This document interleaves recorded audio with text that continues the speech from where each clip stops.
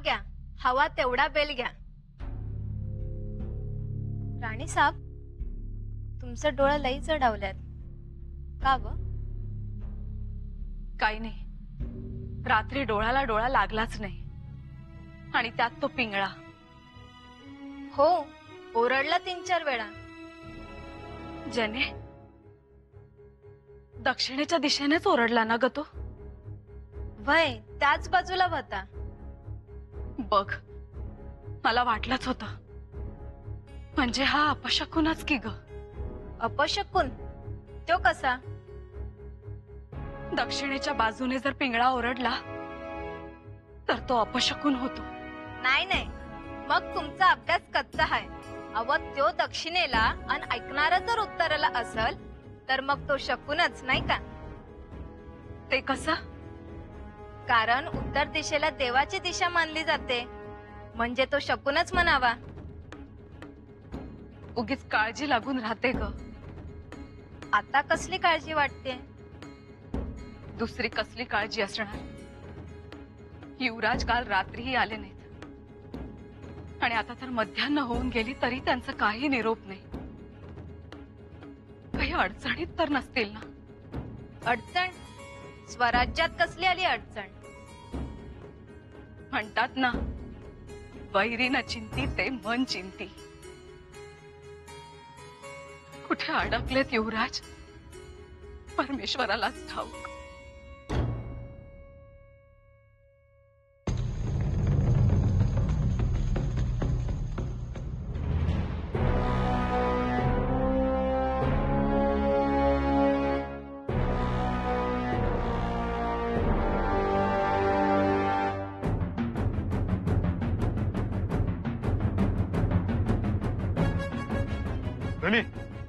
याने आपलं देऊळ पाठवलं. आज देवळात गेलता. किसको बता रहे हो? है कौन ये अतीस मार खां? तर दम काढ, कळल तुला. अरे सुकाळीच्या, तू मुसलमान असून बी का गेलास देवळात? जवाब दो. नमाज अदा करने के वास्ते. अरे पर तुझा खुदा देवळात कुणीला ठेवलाय? खुदा तो पूरी कायनात में है, तो मंदिर में क्यों ना होगा? जर खुदा सर्वत्र आहे तर तुला देवळात जायची काय गरज? तुझा उद्देश साफ नजर येत नाही. उद्देश्य तो साफ ही था, इबादत. हम 5 वक्त के पक्के नमाजी है जनाब. चांगली गोष्ट आहे. मंदिरात जाताना कुणाला विचारलं होतंस? अल्लाह के पास जाने के लिए किसी को पूछने की जरूरत नहीं, ऐसा मैं मानता हूँ. अरे तुझा खुदा आणि आमचा भगवान वेगळा आहे. जनाब, जरा समझाओ अपने शागिर्द को, भगवान और अल्लाह एक है या दो? क्या करना क्या न करना ये आप हमें मत सिखाइए. तो आप भी हमें सिखाने की कोशिश न करें. सारा जहां खुदा का बनाया है, पूरी कायनात अल्लाह की है. अल्लाह का बंदा जहां चाहे जब चाहे बेबाक घूम सकता है, उसे कोई भी रोक नहीं सकता.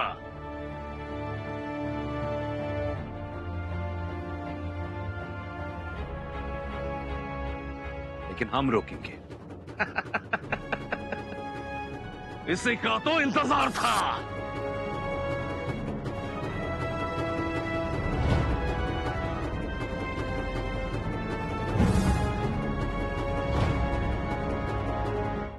पंत, तुमची तलवार बाहेर निघाल्यावर गाजेलच, यात आम्हाला काही शंका नाही.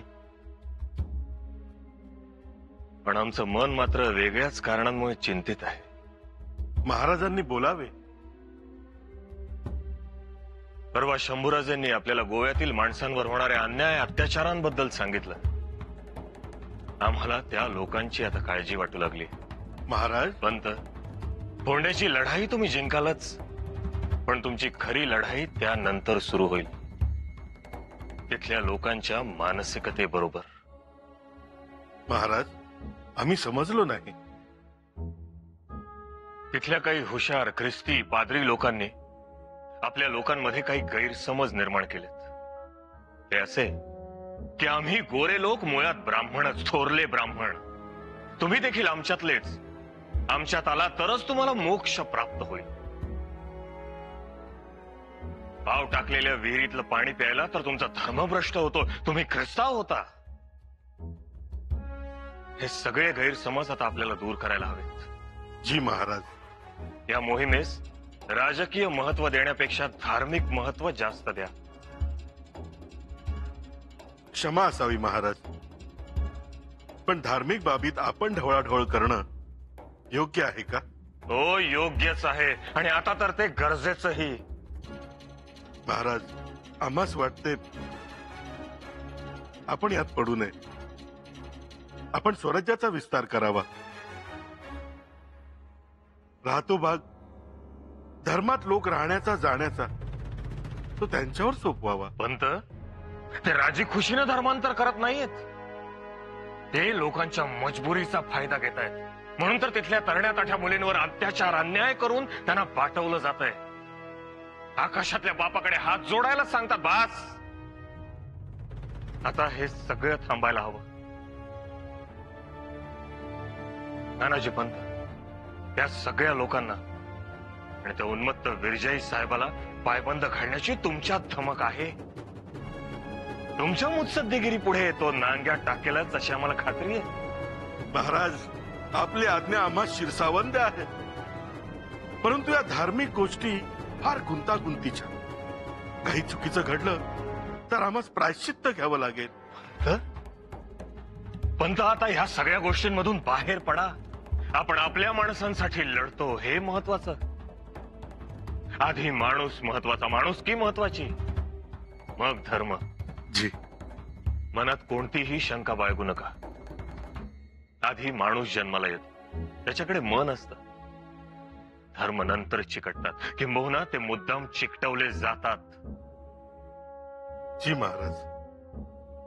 या मोहिमेत फोंडा हा फिरंग्यांसाठी धोंडा बनावा आणि आपल्या रयतेसाठी तो सुखाचा गोंडा व्हावा, एवढीच इच्छा. जशी आज्ञा महाराज.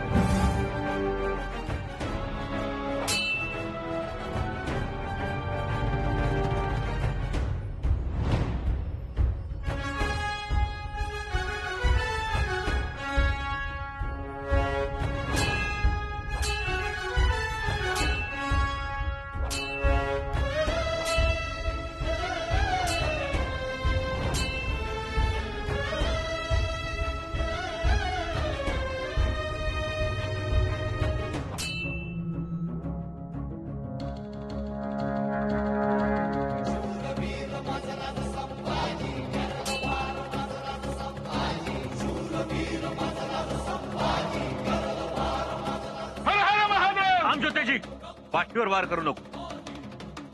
वाठीवर वार करणारे अवलाद मराठी मातीत निपतात.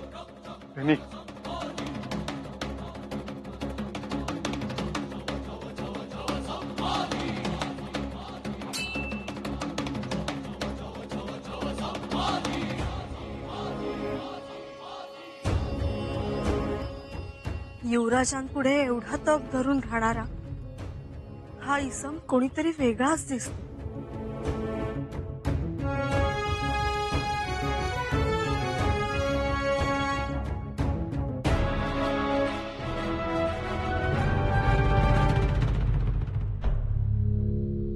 शिव शिव शिव शिव शिव. थंडगार पाण्याने आंघोळ करावीशी वाटते. उष्मा जाणवतोय ना? उष्मा असं नाही, मस्तक गरगरते. ते जागेवर येईल. काय झालं? महाराजांना तर भेटायला गेला होतात. मोहीम रद्द झाली की काय? ती रद्द झाली असती तर फार बरं झालं असतं. सण साजरा केला असता. पण जावे तर लागणार. महाराज काही बोलले का? महाराज बोलतात, पण आम्हाच त्याचे काही वाटत नाही. सारा वसुली, लढाई हार जीत आम्ही ऐकतो, शिकतो. कारण आमचेच नाही तर या भुईचेही भाग्य त्यांच्या पायाला बांधले. पण आज त्यांनी जो विषय काढला, त्यांनी जे सांगितले ते न पटणार आहे. काय झालं ते तरी सांगा. अहो, फोंड्यामध्ये म्हणजे गोवा प्रांतात जे लोक धर्मांतरित झालेत त्यांना परत धर्मात आणण्याचा त्यांचा निश्चय आहे. अगो बाई, पण कसे शक्य आहे हे? बाडगे कसे येऊ शकतात परत धर्मात? धर्मभ्रष्ट नाही का होणार? महाराज म्हणतात तसे करावे असे आम्हाला वाटते. सोपं वाटतं का ते? कठीण आहे. महाराजांनी नाही त्या विषयाला हात घातलाय. शिव शिव शिव शिव शिव.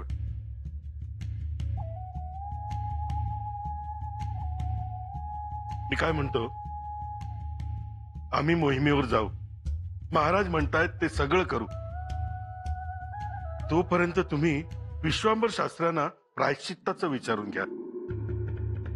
माघारी आल्यावर ती करावेच लागेल. त्यास पर्याय नाही.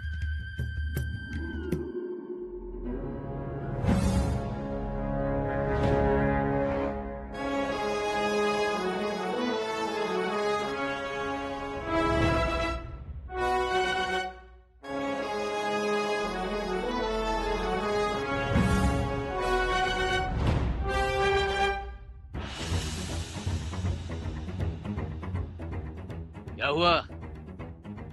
डर गए?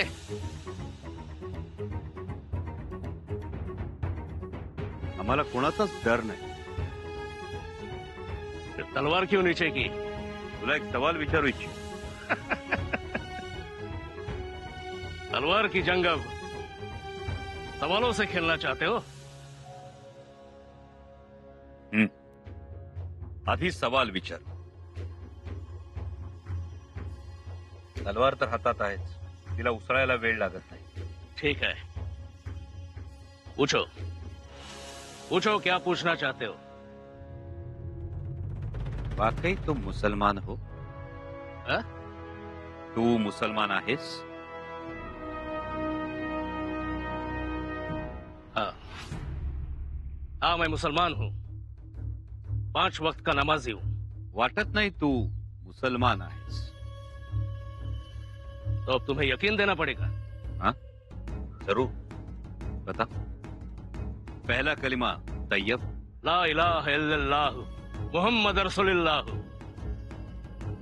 इसका मतलब? अल्लाह के सिवा कोई माबूद नहीं. मुहम्मद अल्लाह के रसूल है. दूसरा कलिमा शहादत बता सकते हो? अशहदु अल्ला इलाहा इल्लल्लाह वहदहु ला शरीक लहू व अशहदु अन्ना मुहम्मदन अब्दुहु व रसूलुहु. इसका मतलब? तुम्हें क्यों बताऊं? मतलब तुम नहीं जानते.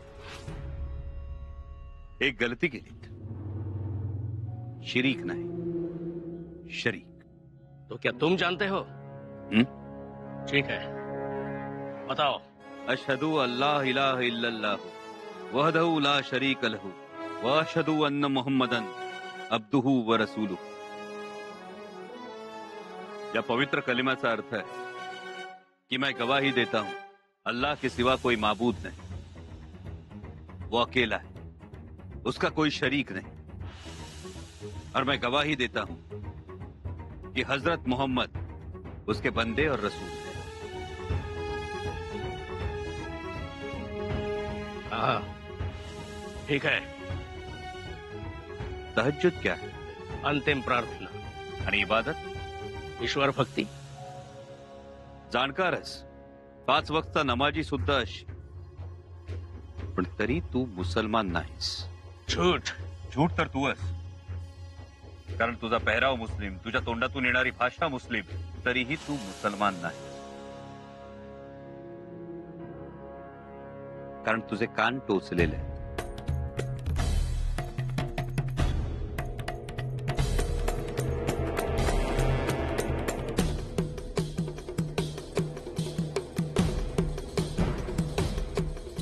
जनाब, सुबह से रही तलवार से बात करेंगे. देखिए, तो डर गए, घबरा गए. घाबरलो नाही, थांबलोय. तलवार उचलाविषयी वाटत नाहीये, ती आदरापोटी.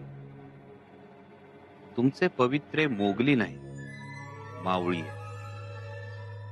दोन्ही हातांनी करता येणारी तलवारबाजी, कटारीचा प्रसंगी ढालीसारखा वापर, हे सगळं पाहता आम्ही चुकत नसू तर तुम्ही सरनोबत नेताजी पालकर आहात.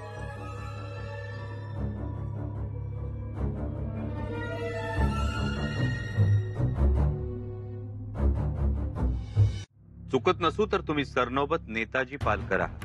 नेताजी? कौन नेताजी? मैं किसी नेताजी वेताजी को नहीं जानता. सरनोबत नेताजी पालकर. युवराज!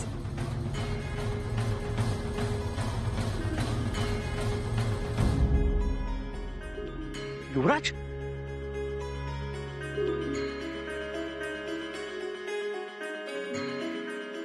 शंभूराजा?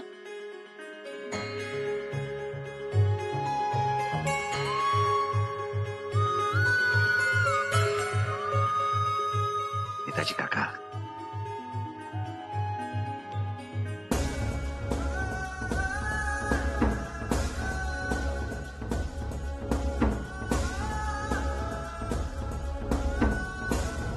लई घाई झाली राजा तुम्हाला. अहो, त्या जरा रांगू तरी द्या. गनिम वाऱ्याच्या वेगानं पळतोय, मग आपण का रांगायचं? आणि रांगायचंच असेल तर त्याला सदरेवर रांगू दे.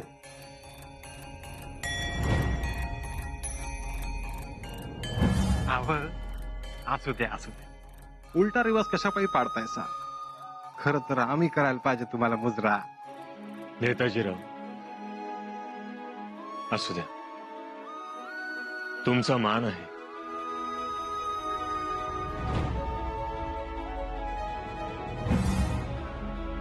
अहो नेताजी, बघितलं का? राजाचा लेक एवढा मोठा राजगड सोडून इथं तंबूत येऊन झोपलाय गरीबागत. आणि कोणासाठी? रयतेसाठी, मराठी दौलतीसाठी.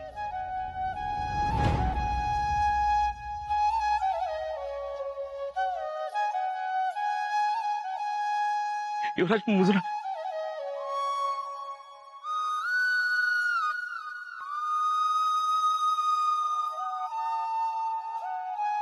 नेताजी काका, आम्ही तुमच्या पायाला हात लावायचा, आम्ही तुमचा आशीर्वाद घ्यायचा. नाही नाही, अहो तुम्ही स्वराज्याचे युवराज, तुमचा मान तुम्हाच नाही. महाराज कसाही चांगलंय, तुम्हाला पाहून खूप खूप आनंद होईल त्यांना. पण युवराज, माफी असावी. अहो मी तलवार उगारली तुमच्यावर, ओळखलंच नाही.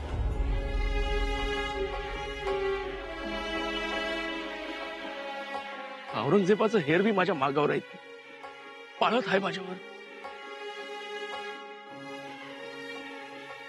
नेताजी काका, गडावर चला. गडावर? युवराज, मी बाटलोय, धर्म बदलला, आता आम्हाला तिथं जागा नाही. नेताजी काका, धर्म माणसांसाठी असतो, माणसं धर्मासाठी नसतात. तुमचा आमचा धर्म एकच, स्वराज्य. चला. पण मला घेतील पुन्हा धर्मात? ते महाराज ठरवतील.